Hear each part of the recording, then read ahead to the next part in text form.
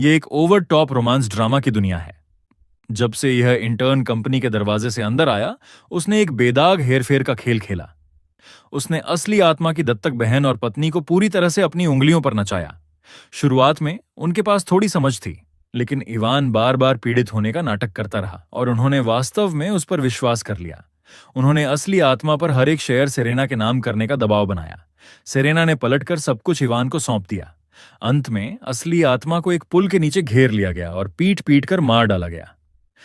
Company के दिवालिया होने के बाद इवान ने आखिरकार अपना असली चेहरा दिखाया। उसने आखिरी पैसा लिया और मजे करने के लिए विदेश भाग गया। यह किस तरह की बीमार कहानी है? जब मैं अपनी आंखें फिर से खोलता हूं तो मैं एड्रियन तांग हूं। अपने दूसरे जीवन की पहली झलक। मैं अपने खुद के ऑफिस के दरवाजे के बाहर खड़ा हूं।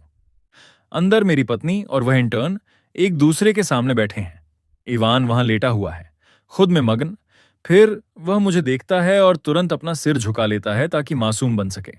हनी, तुम यह चेहरा क्यों बना रही हो? क्या तुम्हें अंदाजा है कि तुम इवान को कितना डरा रही हो? इवान मेरी कुर्सी पर ऐसे बैठा है जैसे यह उसकी हो। फिर उसे महसूस होता है कि कुछ गड़बड़ है। वह अपने पैरों पर लड़खड़ाते हुए खड़ा होता है और अपना सिर झुका लेता है, एक अच्छे लड़के का नाटक करते हुए। मिस्टर तांग, यह सब मेरी गलती है। मुझे आपके ऑफिस में बैठने का कोई अधिकार नहीं था। मैं इसे अभी आपको वापस दे दूंगा। कृपया गुस्सा मत होइए, सेरेना बीच में बोलती है। इवान, मैंने कहा था कि यह ऑफिस तुम्हारा है, कोई तुमसे इसे नहीं छीन रहा है। हनी, इवान बहुत दयालु है। वह एक चींटी को भी नहीं कुचलेगा और फिर भी तुम बार बार उसके पीछे पड़े रहते हो। इवान को बिल्डिंग का सबसे अच्छा ऑफिस देना तुम्हारी गलतियों के लिए मेरा प्रायश्चित करना है। इतने कृतघ्न मत बनो। मेरी गलतियों के लिए प्रायश्चित? मैं इंतजार नहीं करता, मैं मुक्का मारता हूं। इवान जोर से झिझकता है। बाहर हर कोई जम जाता है। अगले ही पल वह दयनीय नाटक वापस आ जाता है। मिस्टर तांग, यह सब मेरी गलती है। आप अपना गुस्सा मुझ पर निकाल सकते हैं, लेकिन आप सेरेना को कैसे मार सकते हैं? नीना आगे आती है गुस्से में। एड्रियन, तुम्हारी हिम्मत कैसे हुई मुझे मारने की? सेरेना, क्या तुम भूल गई हो कि तुम कौन हो? तुम घुटनों पर बैठोगी और माफी मांगोगी, वरना मैं तुम्हें कभी माफ नहीं करूंगा। मैं उसकी बात काट देता हूं। तुम तांग परिवार के पैसे पर पलने वाली सिर्फ एक चैरिटी केस हो। मैं अंधा था जो तुमसे शादी की। यही एकमात्र कारण है कि तुम कभी वाइस प्रेसिडेंट बनी। सेरेना चिल्लाती है। अपना मुंह बंद करो। तुमने एक इंटर्न के लिए $1,000,000 की घड़ी खरीदने में मेरे पैसे उड़ा दिए और अब तुम चाहते हो कि मैं घुटने टेकूं? तुम खुद को समझते क्या हो? काफी है एड्रियन। मैं जो कुछ भी करती हूं, तुम्हें क्या लगता है वह किसके लिए है? सब इसलिए क्योंकि तुम इवान को निशाना बनाते रहते हो। मैं तुम्हारी गंदगी साफ कर रही हूं और आभारी होने के बजाय तुमने मुझे मारा। फिर से वही, ये रोमांस ड्रामा लॉजिक। जितना मैं सुनता हूं, मेरी मुट्ठी उतनी ही कसती है। धन्यवाद, पूरे परिवार का धन्यवाद। सेरेना, इसे साफ साफ समझ लो। तुम जिन चीजों से लोगों पर रौब झाड़ती हो, वह चमक और रुतबा, ये सब तुम्हें किसने दिया? इवान फिर से शुरू होता है, कोमल और घायल। मिस्टर तांग, मुझे पता है कि आप मुझे पसंद नहीं करते। मुझे पता है आपको हमेशा लगता था कि मैं ही वह हूं जिसने सेरेना और नीना का ध्यान आपसे छीन लिया। लेकिन मैंने वास्तव में आपसे किसी भी चीज के लिए कभी प्रतिस्पर्धा नहीं की। तुम बस मुझे बीमार करना चाहते हो, है ना? गुस्सा मुझ पर हावी हो जाता है। मैं इवान को कॉलर से पकड़ता हूं और असली आत्मा की ओर से उसके चेहरे पर एक के बाद एक घूंसे बरसाता हूं। हवा में एक तेज चीख गूंजती है। मुझे मारना बंद करो। अफरा तफरी में कोई चिल्लाता है कि वीपी नीना आ गई है। नीना मुझे इवान को पीटते हुए पाती है और कोई भी मुझे रोकने की कोशिश नहीं करता। बिना एक शब्द कहे वह डेस्क से एक फूलदान उठाती है और सीधे मेरे सिर के पीछे जोर से मारती है। लेकिन अगले ही पल चीख और भी तेज हो जाती है। प्रहार जोर से इवान पर लगता है। इवान, इवान, मैं वो मेरे लिए था, है ना? बहुत बुरा कि तुम्हारा निशाना थोड़ा चूक गया। नीना मेरी ओर इशारा करती है। यह सब तुम्हारी गलती है। तुम हटे क्यों? अगर तुम इस पूरे समय इवान को परेशान नहीं कर रहे होते तो मैं कभी नहीं चूकती। क्या अब तुम संतुष्ट हो? संतुष्ट? बिल्कुल। वास्तव में तुम्हारा निशाना बिल्कुल भी बुरा नहीं था। एक सेकंड के लिए मुझे लगा कि तुम मेरी तरफ हो। सेरेना इवान को अपने करीब खींचती है। कोई एम्बुलेंस बुलाओ। रुको, इवान, पकड़े रहो, मैं तुम्हें अस्पताल ले जा रही हूं। सेरेना इवान को दरवाजे की ओर ले जाती है। मैं अकेला खड़ा होकर इस छोटे से नाटक को खत्म होते देखता हूं। पिटाई पूरी हो गई, ड्रामा खत्म हो गया। अब असली काम संभालने का समय है। मैं जानता हूं कि यह कहानी कैसे आगे बढ़ने वाली थी, इसलिए मैं हर एक भागने के रास्ते को एक एक करके काट दूंगा। मैनेजर वांग, मेरे ऑफिस। अभी सेरेना और नीना के लिए हर रिकॉर्ड निकालो। हर खर्च का रिफंड, हर बिजनेस खर्च, कंपनी अकाउंट पर खरीदे गए हर उपहार, विशेष रूप से पिछले 3 महीने। एक भी ट्रांजैक्शन छूटना नहीं चाहिए। जिस क्षण तुम्हें कोई गबन मिले, मेरे लिए पूरी सबूत फाइल तैयार करो। मैनेजर वांग के कमरे से बाहर निकलते ही मैं नीचे देखता हूं और अपने हाथ में ब्लैक कार्ड गिनता हूं। इसने मुझे कुछ याद दिलाया। मेरे नाम के सभी सप्लीमेंट्री कार्ड रद्द कर दो, सभी। एक और पैसा खर्च नहीं होगा। जी सर। मैं अपने निजी वकील को फोन करता हूं। तलाक का समझौता तैयार करो। सेरेना को कुछ नहीं मिलना चाहिए। साथ ही कंपनी के फंड के दुरुपयोग और संपत्ति के गबन को कवर करने वाली एक लीगल ब्रीफ तैयार करो। इसे तैयार रखो। तुम सभी मुझे अपना पर्सनल कैश काउ समझती हो। देखते हैं एड्रियन तांग के बिना तुम्हारे पास क्या बचता है। इस बीच एड्रियन के साथ क्या हो रहा है? ऐसा लगता है कि वह पूरी तरह से एक अलग व्यक्ति है। अस्पताल के कमरे में सेरेना इवान के मुंह में दलिया डाल रही है, जबकि नीना उनके बगल में खड़ी है। भौहें तनी हुई हैं। और क्या हो सकता है? वह इवान से जलता है। उसे लगता है कि अगर वह इतना बड़ा सीन बनाएगा तो मैं वास्तव में उस पर ध्यान दूंगी। ये मेरी गलती है। अगर मैं नहीं होती तो इनमें से कुछ भी नहीं हुआ होता। नीना बीच में बोलती है, इवान, उसका बचाव करना बंद करो। एड्रियन बस छोटा दिल का है, सीधा और सरल। इवान अचानक ऊपर देखता है। सेरेना, नीना, क्यों? मुझे अभी अभी नौकरी से क्यों निकाला गया? क्या? सेरेना और नीना दोनों ने एक ही समय में अपने फोन पकड़े। नोटिफिकेशन असली है। इवान को वास्तव में नौकरी से निकाल दिया गया है। नीना भड़कती है। वह रीढ़हीन पालतू कुत्ता। उसकी हिम्मत कैसे हुई? मैं अभी उस ऑफिस में वापस जा रही हूं उसका सामना करने। इस बार मैं उसे घुटनों पर लाऊंगी। सेरेना शांत रहती है। तुम जल्दबाजी क्यों कर रही हो? क्या तुम भूल गई हो कि वह हमें कैसे पूछता था? सेरेना अपनी कुर्सी पर वापस बैठ जाती है। धीरे धीरे बोलते हुए उसकी आंखें नीचे झुक जाती हैं। नीना, इसके बारे में सोचो। हर बार जब हम में से कोई बीमार पड़ा तो वह पूरी रात दौड़ता रहा और सब कुछ संभालता रहा। याद है जब तुम्हें वह बुखार था? वह पूरी रात तुम्हारे बगल में बैठा रहा। और जब मेरे पेट में बहुत दर्द हो रहा था, वह मेरी दवा खोजने के लिए आधी रात को 3 अलग अलग दुकानों पर गया। नीना नरम पड़ जाती है। यह सच है। और वह समय जब हमने शर्त लगाई थी, हमने नाटक किया कि तुम डूब रही हो, बस यह देखने के लिए कि क्या वह हमें बचाएगा, और उसने किया। एड्रियन ने जरा भी संकोच नहीं किया। वह कूदा और सेरेना को बाहर खींच लिया। पुराने एड्रियन वास्तव में हमारे लिए कुछ भी करेंगे। यह सुनकर इवान चुपचाप राहत महसूस करता है। तो इस बार वह गंभीर नहीं है। वह बस हमारा ध्यान चाहता है। नीना एक भौं उठाती है। तुम्हें लगता है कि वह हार्ड टू गेट खेल रहा है? और क्या हो सकता है? बिल्कुल। एड्रियन बस बहुत ज्यादा परेशान हो गया है, बस इतना ही। वे तीनों उस अस्पताल के कमरे में मेरी हर चाल को ऐसे परख रहे हैं जैसे उन्होंने सब कुछ समझ लिया हो। अच्छा है, मैं बड़ी शान से रहूंगा और मुझे इस बार बहुत लंबे समय तक जीने को मिलेगा। 1 सप्ताह बाद मैं अस्पताल में अपनी मेडिकल रिपोर्ट देख रहा हूं जब मैं ऊपर देखता हूं और उन तीनों को फ्रंट डेस्क पर पैसे चुकाने की कोशिश करते हुए देखता हूं। मिस सु, आपके अनुरोध के अनुसार कुल मेडिकल बिल 2.3 मिलियन युआन है। इवान ये नंबर सुनकर लगभग फर्श में सिमट जाता है। सेरेना नहीं झिझकती। वह अपना कार्ड काउंटर पर सरकाती है। पेमेंट करो। मुझे खेद है, पेमेंट डिक्लाइन हो गया है। सेरेना की भौहें तन जाती हैं। फिर से कोशिश करो। फिर से डिक्लाइन हो गया। मिस्सू, क्या आप किसी दूसरे कार्ड से कोशिश करना चाहेंगी? सेरेना के चेहरे का रंग पल पल उड़ता जाता है। इवान पीछे हट जाता है। सेरेना, यह कैसे संभव है? सेरेना की आंखें ठंडी हो जाती हैं। वह भीड़ को स्कैन करती है और मुझे ढूंढ लेती है। वह एक पल के लिए हिचकिचाती है, फिर सीधे मेरी तरफ बढ़ती है। एड्रियन, क्या तुमने हमारे कार्ड फ्रीज कर दिए? क्या तुम्हें अंदाजा है कि वह कितना अपमानजनक था? मैं हिलता नहीं हूं। हमारे आसपास के लोग देख रहे हैं। मैंने अपने सप्लीमेंट्री कार्ड रद्द कर दिए हैं। अगर तुम्हारा कार्ड काम नहीं करता तो वह मेरी समस्या नहीं है। सेरेना पलटवार करती है। वे कार्ड तुम्हारे नाम पर हैं, सही है, लेकिन मैं तुम्हारी पत्नी हूं। क्या मेरे लिए तुम्हारा कार्ड इस्तेमाल करना पूरी तरह सामान्य नहीं है? सामान्य? मैं शब्द दोहराता हूं और सेरेना मेरे स्वर में शांत मनोरंजन पकड़ लेती है। अपने बॉयफ्रेंड के मेडिकल बिल चुकाने के लिए मेरे पैसे का इस्तेमाल करना यह तुम्हारे लिए सामान्य है? एक पास की महिला हांफती है। आह, तो यह पति है? फिर वह लड़का कौन है जो उसके बगल में खड़ा है? एक वृद्ध महिला बीच में कूदती है। अपने पति के पैसे का इस्तेमाल करके अपने बॉयफ्रेंड के अस्पताल का बिल चुका रही है, और वह भी बेहतरीन इलाज के साथ। बिल्कुल बेशर्म। सेरेना का धैर्य टूटने लगता है। तुम सब अपना मुंह बंद करो। इवान सिर्फ मेरा छोटा भाई है। मैंने उसे अपने संरक्षण में लिया है। कोई चिल्लाता है छोटा भाई सीक्रेट लवर जैसा ज्यादा लग रहा है। भीड़ में हंसी की लहर दौड़ जाती है। नीना आगे बढ़ती है। काफी है एड्रियन, तुम अपनी जलन दिखाने की एक सीमा होती है। अभी जाओ और बिल चुकाओ। इवान मौके का फायदा उठाता है। मिस्टर तांग, मुझे पता है कि आपको यह बुरा लगता है कि सेरेना और नीना मेरी परवाह करती हैं। मैं समझता हूं कि यह आपको असहज करता है, लेकिन आप सिर्फ उन्हें परेशान करने के लिए ये बचकानी हरकतें नहीं कर सकते। भीड़ इसे खा जाती है। तुम मुझे व्यवहार करने का तरीका सिखाने वाले कौन होते हो? इवान सेरेना को एक लुक देता है और वह तुरंत उसके बचाव में कूद पड़ती है। काफी है, इवान पहले से ही इतना घायल है और तुम अभी भी उसे मार रहे हो। तुम उसके मेडिकल बिल का हर पैसा चुकाओगे। हमें सार्वजनिक रूप से शर्मिंदा करना बंद करो। मैं लगभग हंस पड़ता हूं।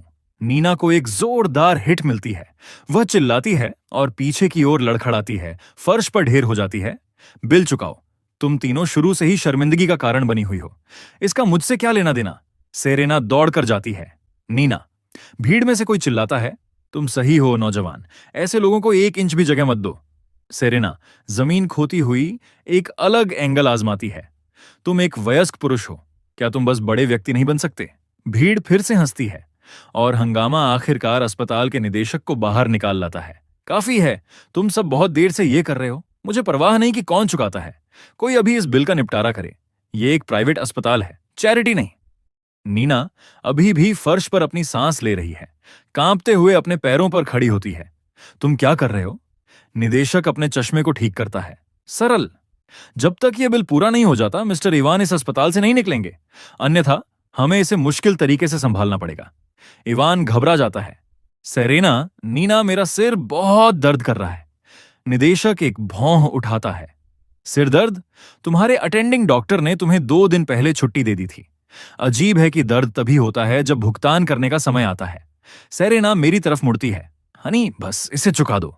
अगर इवान को कुछ हुआ तो मैं तुम्हें कभी माफ नहीं करूंगी। मैं 1 सेकंड के लिए सोचता हूं, फिर मैं सिर हिलाता हूं। निदेशक तुरंत समझ जाता है। आप उसे मार सकते हैं, बस सिर नहीं। बाकी सब कुछ फेयर गेम है। इवान की चीखें पूरे अस्पताल में गूंजती हैं। रुको, मेरी मदद करो। सेरेना, रुको, मैं भुगतान करूंगा। बस मुझे एक मौका दो, 20 मिनट। मैं कुछ न कुछ पता लगा लूंगा। मुझे छोड़ दो। मैं शांति से कहता हूं, आराम करो, हम तो अभी शुरू कर रहे हैं। शाम तक सर्कस खत्म हो गया है। वे तीनों एक दूसरे को घूरते हैं, अस्पताल की लॉबी में खोए हुए कुत्तों की तरह खड़े हैं। अब हम क्या करें? हम और क्या कर सकते हैं? हम पहले पैसों का जुगाड़ करते हैं। वे अपने बैग और गहने लाने और उन लोगों को वीडियो कॉल करने का फैसला करते हैं जिन्हें वे जानते हैं कि वे उनका मूल्यांकन करवा सकें। यह सिर्फ रीसेल मार्केट है। अगर आपको जल्दी बेचने की जरूरत है तो यही कीमत आपको मिलेगी। सेरेना स्क्रीन को घूरती है। मैंने इस बैग के लिए 8 लाख से ज्यादा दिए थे। अब यह 2,70,000 है। लेना है तो लो या छोड़ दो, बेच दो। खरीदार दरवाजे पर दिखाई देता है। एक एक चीज ले ली जाती है। सेरेना अपने फोन स्क्रीन पर टिकते नंबर को घूरती है। वह इसे नीना को दिखाती है। नीना की आवाज सपाट है। हम घर चलते हैं। हाँ, वापस तांग एस्टेट। हमें एड्रियन के साथ हिसाब चुकता करना है। इस बीच इवान कोने में मुड़ा हुआ बैठा है। उसके चेहरे पर एक धीमी मुस्कान आ रही है। एक शांत, संतुष्ट हंसी उसके मुंह से निकलती है। उस रात तांग एस्टेट। मैं डाइनिंग टेबल पर अकेला बैठा हूं। मेरे सामने भोजन का पूरा प्रसार है। शांति से खा रहा हूं जब तक कि बर्बाद तिकड़ी अंदर नहीं आ जाती। सेरेना चिल्लाती है, तुम हमारे बिना खाना कैसे शुरू कर सकते हो? क्या मैंने तुम्हें टेक्स्ट नहीं किया? हम इवान को रात के खाने के लिए घर ला रहे थे। ठीक है, तुमने उसका अस्पताल का बिल नहीं चुकाया, लेकिन अब तुम खाना भी तैयार नहीं कर सकते। तुम इसे कितनी दूर ले जाने वाले हो? इवान आग में घी डालता है। नीना, कृपया परेशान ना हो। यह सब मेरी गलती है। शायद मुझे बस चले जाना चाहिए। नीना उसे मना कर देती है। तुम अभी भी एक मरीज हो। अगर तुम वापस अकेले गए तो तुम्हारी देखभाल कौन करेगा? और वह तुम्हारा छोटा सा कमरा, वहां कोई कैसे रह सकता है? इवान हिचकिचाता है। क्या तुम सुनिश्चित हो कि यह सब ठीक है? सेरेना मजबूती से कहती है, यह मेरा घर भी है। तुम जितना चाहो उतना रह सकते हो। इवान खुद में मुस्कुराता है, पूरी तरह संतुष्ट। अविश्वसनीय। मैंने उन तीनों को निकाल दिया, उनके कार्ड रद्द कर दिए, हर एक सप्लीमेंट्री कार्ड चला गया। और वे अभी भी सोचते हैं कि वे मेरे सामने के दरवाजे से अंदर आ सकते हैं। सेरेना मुझे पूरी तरह से अनदेखा करती है और हाउसकीपर की ओर मुड़ती है। नैनी वांग, तुम वहां क्या कर रही हो? इवान अभी अस्पताल से बाहर आया है। कुछ भी बहुत मसालेदार नहीं, उसके लिए कुछ हल्का बनाओ। मैं कुछ नहीं कहता। नैनी वांग चुपचाप अपने हाथ पोंछती है, किनारे पर एक नजर डालती है और हिलती नहीं है। सेरेना उस पर भड़कती है, क्या तुम बहरी हो? नैनी वांग मुझे देखती है। सेरेना जम जाती है, फिर अपना सिर मेरी ओर घुमाती है। दो अंगरक्षक मेरी तरफ पहले ही स्थिति में आ चुके हैं। एड्रियन, तुम्हें क्या लगता है कि तुम क्या कर रहे हो? मैं अपनी चाय का प्याला आराम से नीचे रखता हूं। मैं उसे ऊपर देखता हूं। मैं क्या कर रहा हूं, मुझे तुमसे पूछना चाहिए। तुम्हें अंदर किसने आने दिया? यह मेरा घर है। मुझे अपने दरवाजे से अंदर आने के लिए किसी की अनुमति की आवश्यकता कब से हुई? मैं उपहास करता हूं। तुम्हारा घर? तुम यहां इतने लंबे समय से रह रही हो। तुम्हें वास्तव में लगता है कि तांग का नाम तुम्हारा है? फेलिक्स। फेलिक्स आगे आता है। तीनों को रोक लो। सुरक्षा टीम अंदर आती है। वे उन तीनों को पूरी तरह घेर लेते हैं। तीनों एक डरा हुआ लुक एक्सचेंज करते हैं, फिर गार्ड उन्हें एक एक करके ले जाते हैं। सेरेना चिल्लाती है, एड्रियन! नीना संघर्ष करती है, मैं तुम्हारी बहन हूं। तुम ऐसा कैसे कर सकते हो? मुझे छोड़ो। क्या तुम अपना दिमाग खो चुके हो? तुम मुझ पर हाथ उठाने की हिम्मत कैसे करते हो? ओह, अब तुम्हें चिल्लाना आता है। तुम्हारे पास ऑफिस और अस्पताल में बहुत हिम्मत थी। सेरेना देखती है। एड्रियन, तुमने अपनी बात कह दी। तुम मेरे साथ ऐसा व्यवहार कैसे कर सकते हो? मुझे तलाक चाहिए। मैं उसे पूरी तरह से भावहीन देखता हूं। तलाक? बिल्कुल। मैं इससे ज्यादा कुछ नहीं चाहता। मैं फेलिक्स को तलाक का समझौता लाता हूं और उसे उसके ठीक सामने रख देता हूं।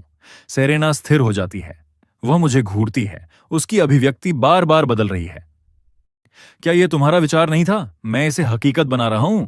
सेरेना एक धीमी गहरी सांस लेती है। उसे नहीं पता कि क्या करना है। वह दस्तावेज को पकड़ती है और हस्ताक्षर नहीं करती है। एड्रियन, ये क्या है? तुम वास्तव में मुझसे तलाक लेना चाहते हो? क्या यह वह नहीं था जो तुमने कहा था? अगर तुम्हारा मतलब यही है तो उस पर हस्ताक्षर करो। सेरेना शांत हो जाती है। वह मुझे घूरती है। फिर समझदारी का एक भाव उसके चेहरे पर आता है। खाली हाथ जाना। एड्रियन, तुम सच में खेल खेलना जानते हो। हाई स्कूल से तुमने वही किया जो मैंने कहा। इस शहर में हर कोई इसे जानता है। तुम हमेशा से मेरा पालतू कुत्ता रहे हो और अब तुम मेरे साथ खेल खेलने की कोशिश कर रहे हो। यह रिवर्स साइकोलॉजी है। तुम मुझे पीछे हटने के लिए मजबूर करना चाहते हो। तुम इस विचार पर भरोसा कर रहे हो कि एक बार जब मैं वास्तव में हस्ताक्षर कर दूंगी तो तुम्हारे लिए वापस आने में बहुत देर हो जाएगी। उसके सिर में सच में एक छेद है। अभी भी उसे लगता है कि मैं उसे जाने नहीं दे सकता। तो हस्ताक्षर करो। मेरा समय बर्बाद करना बंद करो। सेरेना अपना जबड़ा सेट करती है। ठीक है, मैं देखना चाहती हूं कि तुम यह नाटक कब तक कर सकते हो। सेरेना हस्ताक्षर करती है। वह एक मुस्कान के साथ समझौते को वापस मेरी तरफ धकेलती है, आश्वस्त है कि अभी भी उसका हाथ ऊपर है। मैं इसे वापस लेता हूं, खुद को एक छोटी सी मुस्कान देता हूं, इसे फेलिक्स को देता हूं और फिर इवान की कलाई पर घड़ी पर नीचे देखता हूं। फेलिक्स, वह घड़ी उसकी कलाई से उतार लो। दो गार्ड इवान को नीचे पिन कर देते हैं। फेलिक्स आगे आता है। इवान दूर हटता है। नहीं, सेरेना ने मुझे वह दी थी। मेरी घड़ी। फेलिक्स घड़ी को हटाता है, शांत और बिना किसी हड़बड़ी के। इसके असली मालिक को वापस कर दो। सेरेना हैरान है। एड्रियन, किस आधार पर तुम इसे वापस ले रहे हो? मैंने उसे इवान के लिए खरीदा था। तुमने खरीदा? तुमने मेरे पैसे खर्च करके उसके लिए एक घड़ी खरीदी और अब तुम मुझे बता रही हो कि तुमने इसे खरीदा है? नीना, और यह अभी भी मेरा घर है। तुम्हें हमें बाहर फेंकने का अधिकार क्या देता है? तुम्हारा घर। तुम सब तांग परिवार पर पलने वाली परजीवी हो और तुमने वास्तव में खुद को यकीन दिला लिया कि तुम यहां की हो। केवल इवान स्थिति को समझता है। मिस्टर तांग, मैं गलत था। मुझे वास्तव में खेद है। कृपया मुझे बाहर मत फेंको।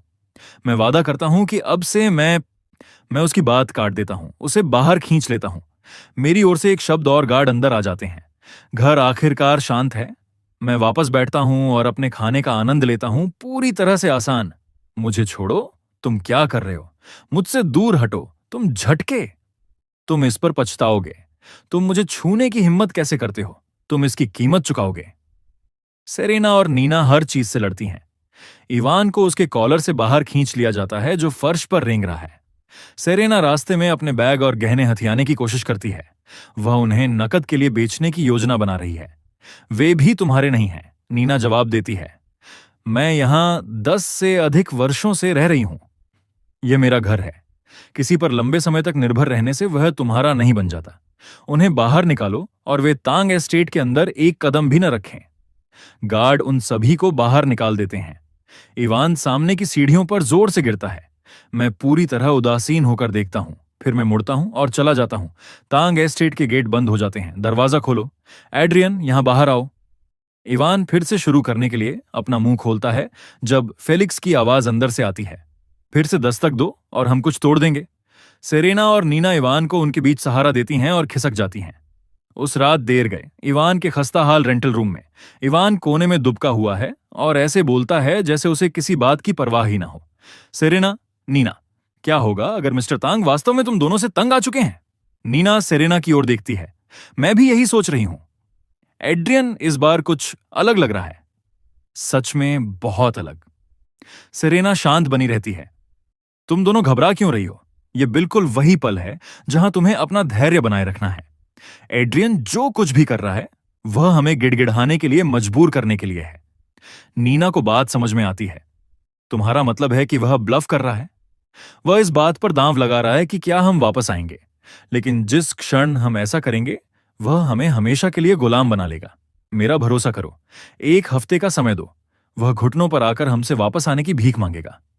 नीना धीरे से सिर हिलाती है। तुम सही कह रही हो। हम अच्छी तरह जानती हैं कि वह पहले कैसा हुआ करता था। दिन बीतते हैं। आने वाले दिनों में उनमें से किसी को एक भी कॉल नहीं आता। इस बीच इवान उन दोनों से अपने पर्सनल नौकरों की तरह काम करवा रहा है। खाना बनाना, कपड़े धोना, उन पर लगातार चिल्लाना कि कैसे कुछ भी ठीक से नहीं किया गया। वे दोनों दिन भर अपने फोन स्क्रॉल करने के अलावा कुछ नहीं करती और फिर भी कोई कॉल नहीं करता।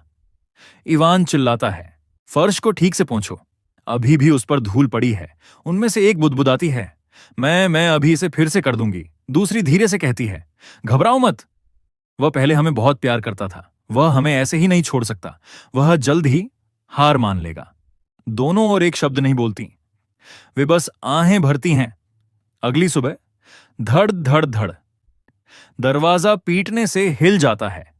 इवान, दरवाजा खोलो। तुम्हारा किराया ओवरड्यू है। तुम कब तक टालमटोल करने की योजना बना रहे हो?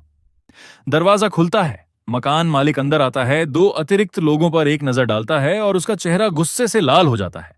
और अब तुम्हारे साथ 2 अतिरिक्त लोग यहां रह रहे हैं। तुम्हारी बहुत हिम्मत है। इवान विनती करता है, बस मुझे कुछ और दिन दे दो। तुम्हारे पास अपना सामान लेने के लिए 10 मिनट है। अगर तुम तब तक बाहर नहीं निकले तो मैं तुम्हें और तुम्हारे सारे सामान को सड़क पर फेंक दूंगा।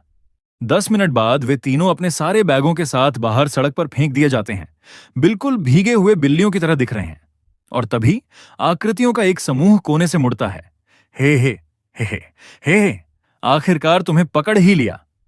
इवान, तुम अपना कर्ज कब चुका रहे हो? क्या देख रहे हो? एक भारी मुक्का नीचे आता है। इवान की चीख पूरी सड़क पर गूंज उठती है। आह आह, वह आदमी थूकता है। तुम पर मेरा 1 मिलियन बकाया है और तुम्हें लगा कि तुम छिप सकते हो। कुछ दिन पहले की वह मीठी बातें कहां गईं? वह दरिंदा इवान के जख्मों पर एक और प्रहार करता है। सेरेना आगे बढ़ती है, आवाज कांप रही है। क्या तुम हमसे क्या चाहते हो? तुम्हें क्या लगता है हम यहां वसूली करने आए हैं? तुम्हारे पास 1 हफ्ता और है। 1 मिलियन। अगर तुम भुगतान नहीं कर पाए तो ये 2 महिलाएं कर्ज चुकाएंगी। गंजा आदमी एक धीमी हंसी हंसता है। वह जमीन पर थूकता है और अपने दल के साथ चला जाता है। धमकियां खत्म होने के बाद सेरेना और नीना इवान को सहारा देकर खड़ा करती हैं। सेरेना उसे घूरती है। इवान, क्या तुम पर वाकई उनका 1 मिलियन बकाया है? इवान पिटाई के कारण स्तब्ध है। वह लंबे समय तक चुप रहता है। वह जवाब नहीं देता। नीना उसे पकड़ती है, कुछ बोलो। वह 1 मिलियन कहां से आया? इवान आखिरकार बोलता है, मुझे फंसाया गया था। सेरेना और नीना, तुम्हें मेरी मदद करनी होगी। अगर तुम नहीं करोगी तो वे वाकई मुझे मार डालेंगे। नीना की आंखें सिकुड़ जाती हैं। कुछ तो गलत है। जब तुम्हारी मां बीमार थी तो सेरेना और मैंने तुम्हें कुल 2 मिलियन से ज्यादा ट्रांसफर किए थे। वह पैसा कहां है? सेरेना उसे घूरती है। उसकी आंखें लाल हो जाती हैं। उसकी आवाज कांपने लगती है। मुझे जवाब दो, क्या वह भी खत्म हो गया? इवान, क्या तुमने वह 2 मिलियन जुए में उड़ा दिए? क्या तुम्हें अंदाजा है कि नीना और मैं किस द्वार से गुजर रहे हैं? हम भूतों की तरह जी रहे हैं और इस बीच तुम। नीना का धैर्य जवाब दे जाता है। वह आगे बढ़ती है और इवान के चेहरे पर जोर का थप्पड़ जड़ती है। तुम झूठे, तुम गंदे जुआरी, यह सब तुम्हारी वजह से है। अगर तुम नहीं होते तो हमारा यह हाल कैसे होता? सेरेना की आंखों से आंसू गिरने लगते हैं। मेरी पोजीशन, मेरा ब्लैक कार्ड, मेरे बैग, मेरे गहने, घर, सब कुछ चला गया। इवान, तुमने हमें बर्बाद कर दिया। मुझे बताओ इवान, क्या तुमने हमसे जो कुछ भी कहा वह झूठ था?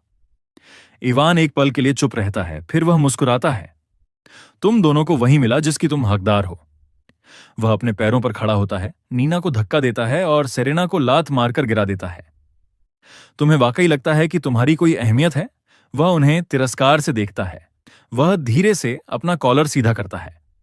जैसे तुम दोनों कभी कोई खास थी। मैंने बस पीड़ित होने का नाटक किया, चेहरे पर थोड़ी कॉफी छिड़की, मिस्टर तांग के बारे में कुछ झूठ बोले और तुम दोनों मूर्खों ने हर एक शब्द निगल लिया। उसने सब कुछ खुद ही रचा था। दुर्व्यवहार का नाटक किया, फिर सुरक्षा के लिए सीधे इन दो महिलाओं के पास भागा। जिस पल वे मेरे पीछे आईं, उसने घायल मासूम का नाटक किया, आंसू और बाकी सब कुछ। तुम्हारा अपना परिवार, तुम्हारा अपना पति। तुमने उन पर भरोसा नहीं किया, लेकिन तुमने एक अजनबी पर भरोसा किया। तुम्हारे दिमाग में क्या है? सेरेना की आवाज टूटती है। तुमने हमें पूरे समय झूठ बोला है। तो क्या हुआ अगर मैंने बोला? अगर पैसे की बात ना होती तो कौन तुम जैसी दो मूर्खों पर अपना समय बर्बाद करता? तुम में से एक गोद ली हुई चैरिटी केस थी, दूसरी एक कंगाल छात्रा। और तुम दोनों मेरे सामने राजकुमारी बनकर घूम रही थीं। उसका खाना खाना, उसकी ड्रिंक्स पीना, उसके घर में रहना, उसकी कंपनी में कुछ न करना, $1,000,000 की सैलरी लेना और फिर भी उस आदमी को नीचा दिखाना जिसने तुम्हें सब कुछ दिया। तुम दोनों परजीवी हो, कृतघ्न सांप। मिस्टर तांग ने तुम्हें बहुत पहले निकाल दिया था और तुम अभी भी बाहर सपने देख रही हो, दयनीय मूर्ख। और तुम अभी भी मेरे साथ दिखावा करने की कोशिश कर रही हो। तुम्हारे पास केवल एक विकल्प बचा है। वापस जाओ, घुटनों पर बैठो, मिस्टर तांग से माफी मांगो, उनसे भीख मांगो कि वे तुम्हारी कैश काउ बने रहें। और वह 1 मिलियन तुम यह पता लगाओगी कि उसे कैसे चुकाना है। कैसीनो ने मुझे कोई भी कर्ज सिर्फ इसलिए दिया क्योंकि उन्होंने तुम दोनों के साथ मेरी तस्वीरें देखी थीं। वे जानते थे कि तुम दोनों तांग कॉरपोरेशन में वीपी थीं। 1 सप्ताह। अगर वह पैसा यहां नहीं हुआ तो मैं तुम्हें पछताने पर मजबूर कर दूंगा। सेरेना उस पर झपटती है। तुम झूठे, ये सब तुम्हारी वजह से है। मुझे छोड़ो। वे तीनों एक दूसरे से हाथापाई करने लगते हैं। इवान धक्का देता है। तुम पागल महिलाएं। सेरेना गुर्राती है। मैं तुम्हारा मुंह फाड़ दूंगी। नीना उन्हें अलग करने की कोशिश करती है। इवान रुको, बंद करो, छोड़ो, कचरे के टुकड़े। इवान थूकता है। तुम पागल महिला। लड़ाई आखिरकार खत्म होती है। तीनों हांफते हुए खड़े हैं। कोई नहीं जीता। इवान उन्हें चेतावनी देता है। 1 सप्ताह। अगर वह मिलियन तैयार नहीं हुआ तो तुम मुझसे छुटकारा नहीं पाओगी। सेरेना पलटकर कहती है, तुम झूठे चूहे। बेहतर होगा कि तुम प्रार्थना करो कि एड्रियन हमें वापस ले ले। नीना सहमत होती है। बिल्कुल, क्योंकि अगर उसने नहीं किया तो हम तुम्हें कब्र के उस पार से भी परेशान करेंगे। कुछ दिनों बाद, रात का समय। तांग एस्टेट के गेट के बाहर सेरेना और नीना प्रवेश द्वार पर गंदी और बिखरी हुई खड़ी हैं। वहीं रुक जाओ। फेलिक्स बाहर आता है और उनका रास्ता रोकता है। सेरेना विनती करती है, फेलिक्स, मुझे एड्रियन से मिलना है। नीना आगे बढ़ती है। एक तरफ हटो, मैं घर जा रही हूं। फेलिक्स नहीं हिलता। घर? तुम जैसी दो कृतघ्न सांप इस शब्द का इस्तेमाल करने की हिम्मत करती हो? फेलिक्स गार्ड्स को इशारा करता है। उन्हें गेट से वापस धक्का दिया जाता है। वे जोर से जमीन पर गिरती हैं। अगर तुम दोबारा यहां आई तो हम तुम्हारी टांगें तोड़ देंगे। 2 घंटे बाद वे तांग कॉरपोरेशन पहुंचती हैं। वे अपना सिर उठाकर अंदर जाने की कोशिश करती हैं और दरवाजे पर रोक दी जाती हैं। अनधिकृत कर्मियों को प्रवेश की अनुमति नहीं है। नीना भड़कती है। तुम मुझे रोकने की हिम्मत करते हो? मैं वाइस प्रेसिडेंट हुआ करती थी। तुम अब और नहीं हो। रात के 10 बजे शाम की भीड़ खत्म हो जाती है। मैं अपनी सुरक्षा टीम के साथ इमारत से बाहर निकलता हूं। सेरेना मुझे देखते ही पहचान लेती है। वह दौड़ कर आती है। हनी, यह मैं हूं। नीना पीछे पीछे आती है। एड्रियन, मुझसे गलती हुई। जो कर्मचारी अभी तक नहीं गए हैं वे उन्हें तुरंत पहचान लेते हैं। कोई बुदबुदाता है, क्या वह नीना नहीं है? क्या वह मिस सू और मिस तांग नहीं है? उनका यह हाल कैसे हो गया? वे मेरे सामने खड़ी हैं। हमारे आसपास के सभी लोग देख रहे हैं। कोई कुछ नहीं बोलता। सेरेना की आवाज टूटती है। हनी, हम वाकई जानते हैं कि हमने गलती की। हम दोनों इवान द्वारा धोखा खा गई थीं। वह एक पतित जुआरी, एक झूठा है। नीना की आवाज टूटती है। एड्रियन, मैंने अपना आपा खो दिया था। मैंने उसे सब कुछ करने के लिए मना लिया। क्या तुम हमें इस बार माफ कर सकते हो? मैं उन्हें देखता हूं। तुम अब मेरी भावनाओं का सहारा लेना चाहती हो? क्या वह इवान द्वारा मेरा अपमान करने से पहले था या उसके बाद, जब तुम दोनों ने बिना सोचे समझे उसका पक्ष लिया? वे सुनती हैं। उनके सिर शर्म से झुक जाते हैं। कोई कुछ नहीं बोलता। या यह तब था जब तुमने उसे घड़ियां और बैग खरीदने के लिए कंपनी के फंड का गबन किया, उसके जन्मदिन की पार्टी के लिए पूरा होटल किराए पर लिया, या जब तुमने उसे मेरा ऑफिस सौंप दिया, एक इंटर्न को इस कंपनी पर राज करने दिया और मेरे घर में शिफ्ट हो गई। नीना धीरे से कहती है, एड्रियन, हम वास्तव में उस समय सच्चाई नहीं देख पा रही थीं। सच्चाई नहीं देख पा रही थीं। तो नीना का वह फूलदान मेरे सिर पर फेंकना, क्या वह भी केवल गलत फहमी थी? वे चुप हो जाती हैं। वे जानती हैं कि उनके पास बचाव का कोई आधार नहीं है। तुम दोनों को नहीं लगता कि तुम गलत थीं। तुम जानती हो कि तुम पूरी तरह खत्म हो चुकी हो। सन्नाटा छा जाता है। उनके चेहरे डर से भरे हुए हैं। सेरेना, नीना, क्या तुमने कभी रुककर सोचा है कि अगर मैं कभी जागा ही नहीं होता तो क्या होता? क्या होता अगर मैं तुम्हें बिना किसी सीमा के सब कुछ देता रहता? मेरा क्या होता? जो सब कुछ मैंने बनाया उसका क्या होता? तुम जैसे लोग, तुम तब तक साफ नहीं देख पाओगे जब तक तुम्हारे पास कुछ न बचे, क्योंकि सच्चाई कभी तुम्हारी चिंता थी ही नहीं। तुम केवल यह परवाह करती थी कि कौन तुम्हारी हास्यास्पद श्रेष्ठता की भावना को संतुष्ट कर सकता है। सेरेना फुसफुसाती है, एड्रियन, हमें वास्तव में हर चीज का पछतावा है। बहुत देर हो चुकी है। नीना हाथ बढ़ाती है, नहीं एड्रियन, तुम हमारे साथ ऐसा नहीं कर सकते। मैं पीछे मुड़कर नहीं देखता। मैं मुड़ता हूं और अपनी कार की ओर चलता हूं। वे अभी भी वहीं खड़ी हैं। कुछ दिन बाद मैं अपने एक जूनियर सहकर्मी के साथ हंस और बात कर रहा हूं। सेरेना लगातार फोन कर रही है। मैं एक भी कॉल नहीं उठाता, और फिर भी मुझे खिड़की के पार से जलती हुई नजरें महसूस होती हैं। मैं बाहर देखता हूं और वे अभी भी बाहर खड़ी मेरा इंतजार कर रही हैं। वे बहुत लंबे समय से वहां हैं। उन्हें और अधिक देर तक छोड़ा तो वे पूरी तरह टूट जाएंगी, लेकिन अभी समय बिल्कुल सही है। मैं दरवाजा खोलता हूं। मेरे बाहर निकलते ही वे मुझे देख लेती हैं। वे दौड़ कर आती हैं। एड्रियन, एड्रियन, आखिरकार तुम हमसे मिलने के लिए तैयार हो। राहत उन्हें इतनी जोर से हिट करती है कि वे अपने घुटनों के बल गिर जाती हैं, अपने हाथों को जमीन पर टिकाकर मेरी ओर ऊपर देखती हैं। एड्रियन, हम वास्तव में जानती हैं कि हमने गलती की। हम कृतघ्न सांप हैं। हमने तुम्हारी ओर पीठ घुमाई। मुझे तुम्हारे साथ कभी ऐसा व्यवहार नहीं करना चाहिए था। मुझे इवान का बचाव कभी नहीं करना चाहिए था।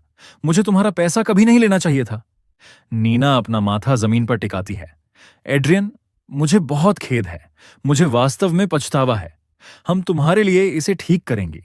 तुम जो कुछ भी कहोगे हम वही करेंगे। क्या तुम दोनों की बातें खत्म हो गईं? सेरेना ऊपर देखती है। एड्रियन, मैंने कभी तुम्हें वास्तव में गलत नहीं किया। कृपया मुझे इस बार माफ कर दो, बस इस एक बार। मैं एक धीमी हंसी हंसता हूं। मैं गार्ड को इशारा करता हूं कि वह फाइल लाए जो मैंने पहले तैयार की थी। चूंकि तुम इतनी ईमानदार हो तो पहले इसे देख लो। सेरेना पन्नों, नंबरों और हस्ताक्षरों को घूरती है। सब कुछ जाना पहचाना है। नीना भी इसे पहचान लेती है। उनके चेहरे का रंग पल पल उड़ता जाता है। नीना फुसफुसाती है, नहीं, यह सच नहीं हो सकता। सेरेना की आवाज कांपती है। एड्रियन, कैसे? हमारे खाते? सब खत्म हो गया। ये सब खत्म हो गया है। जब मैं बिजनेस ट्रिप पर था तुमने इवान को $1 मिलियन की घड़ी भेजी। तुमने उसके जन्मदिन के लिए शहर का सबसे महंगा होटल बुक किया। सब कुछ कंपनी के फंड से चार्ज किया गया। उपहार, दावतें, सब मिलाकर 5.8 मिलियन। हर एक लेन देन पर तुम दोनों के हस्ताक्षर हैं। सबूत पूरी तरह से पुख्ता है। मैं जब चाहूं तुम्हें कोर्ट ले जा सकता हूं। वे फूट फूट कर रोते हुए एक दूसरे के गले लग जाती हैं। मैं आगे बढ़ता हूं और सेरेना के गाल को छूता हूं। वह कांपती है, नहीं, ऐसा नहीं हो सकता। वे इतना जोर से रो रही हैं कि वे मुश्किल से सांस ले पा रही हैं। मैं थोड़ा समय देता हूं, फिर बोलता हूं, तुम्हारे पास 1 महीना है। उस 5.8 मिलियन का हर एक पैसा मुझे वापस चाहिए। अगर तुम भुगतान नहीं कर पाई तो मैं सीधे पुलिस के पास जाऊंगा। तुम अपनी बाकी की जिंदगी सलाखों के पीछे बिता सकती हो। नीना का चेहरा पूरी तरह सफेद पड़ जाता है। सेरेना मेरा हाथ पकड़ लेती है। एड्रियन, तुम इतने क्रूर नहीं हो सकते। मैंने अभी तक कोई केस दर्ज भी नहीं किया है। केवल यही दया है। सन्नाटा। मैं मुड़ता हूं और वापस अंदर चला जाता हूं। एड्रियन, कृपया। एड्रियन, ऐसा मत करो, हम बर्बाद हो जाएंगे। तांग एस्टेट के गेट बंद हो जाते हैं। अगले दिन एक खस्ताहाल मोटल रूम में वे अपने फोन पर आधिकारिक नोटिस को घूरती हैं। गबन का आरोप, पुनर्भुगतान की समय सीमा, 15 दिन बाकी। सेरेना दांत पीसते हुए कहती है, वह वास्तव में हमें छोड़ने वाला नहीं है। वह अपना जबड़ा भींचती है। वे अपने विकल्पों पर काम करना शुरू ही करती हैं कि तभी बाहर से दरवाजा जोर से धमाके के साथ खुलता है। दरवाजा खोलो, अंदर मुर्दा बनने का नाटक बंद करो, मुझे पता है कि तुम अंदर हो। एक दिन और अगर पैसे नहीं मिले तो मैं तुम दोनों को देख लूंगा। सेरेना अपना मन बना लेती है, हम इस तरह और नहीं जी सकते। नीना पूछती है, तुम क्या सोच रही हो? हम उसे आज रात बाहर बुलाते हैं, ओवरपास पुल पर मिलते हैं। बाहर दरवाजा पीटने की आवाज तेज हो जाती है। यह दरवाजा खोलो वरना मैं इस जगह के टुकड़े टुकड़े कर दूंगा। ओवरपास पर रात की हवा बहुत तेज है, हल्की बारिश हो रही है। तीनों मिलते हैं। इवान के पहले शब्द पैसे के बारे में हैं। तुमने कहा था कि आज रात तुम्हारे पास मेरे लिए जवाब होगा। सेरेना ठंडे लहजे में कहती है, कोई पैसा नहीं है, हम यहां एक अलग हिसाब चुकता करने आए हैं। इवान हंसता है, हिसाब चुकता करना? तुम इतनी मूर्ख थी कि तुमने उस पर भरोसा कर लिया। सेरेना और नीना उस पर झपटती हैं, अगर हम डूबेंगे तो हम सब साथ डूबेंगे। वे तीनों ओवरपास पर एक दूसरे को धक्का देते हुए लड़खड़ाते हैं, शरीर का एक अराजक उलझाव। दोनों महिलाएं मिलकर इवान को नीचे दबा लेती हैं। फिर इवान घबरा जाता है और खुद को उन पर फेंक देता है और तीनों रेलिंग के ऊपर से नीचे गिर जाते हैं। उनकी चीखें शहर के ऊपर रात के आसमान को चीर देती हैं। ठीक उसी क्षण हवाई, धूप, समुद्र की लहरें, कॉकटेल, इस सारी सुंदरता के बीच मेरा फोन बजता है। एक नोटिफिकेशन आता है, 3 लोग ओवरपास से गिर गए। मैं उस पर एक नजर डालता हूं, फिर फोन नीचे रख देता हूं। मेरी बाहों में मौजूद लड़की एक नरम चंचल आवाज में मुझे चिढ़ाती है। पिछली रात की कोई मजेदार बात छेड़ती है। उसका लहजा शरारत से भरा है। मेरी बेहद अमीर खूबसूरत जिंदगी तो बस अभी शुरू हुई है।